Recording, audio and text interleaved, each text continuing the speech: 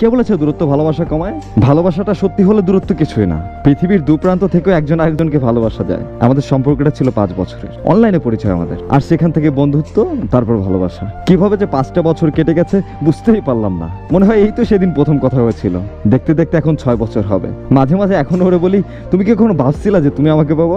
আরো বলে, পাবো না মানে? তাহলে এত ভালোবাসি কিসের জন্য? আমাকে ছাড়া অন্য কাউকে বিয়ে করলে তোমাকে আমি মেরেই ফেলতাম, তারপর নিজেও মরে যেতাম। 5টা বছরে হাজারো স্মৃতি আমাদের। কতই না রাত পার হয়েছে কথা বলতে বলতে। দিনের শুরুটা হতো ওর কণ্ঠ শুনে, আর শেষও হতো ওর কণ্ঠ শুনে। আমার বাসা ঢাকায় আর তার বাড়ি রাজশাহী। প্রথম দেখা করা বিষয়টা আসলে আমরা দুজন কখনোই ভুলতে পারবো না। আমাদের সম্পর্কে যখন 2 বছর হবে, ভেবে রেখেছিলাম ওই দিন সারাদিন কথা বলবো, কিন্তু ওর ভালো লাগতেছিল না। ফোনটা চাচ্ছিল ওরা একটাবার দেখে আসি, ওর সামনে গিয়ে বলি, আমি তোমাকে অনেক ভালোবাসি। আমি যে রাস্তায় আসতেছি এটা ওকে বলি নাই। আমি যাওয়ার পরে ফোন দিলাম আর বললাম, আমার একটা হেল্প করতে পারবা? রেল স্টেশনে একটু যেতে পারবা? আর কি কাজ সেটা যাওয়ার পরে আমি বলতেছি। ও আসার পরে আমি বললাম, এদিকে তাকাও। ও জাস্ট হতবাক হয়ে তাকিয়ে আছে। আর বললাম, খুব ইচ্ছে করতেছিল তোমার সামনে দাঁড়িয়ে বলি, আমি তোমাকে অনেক ভালোবাসি।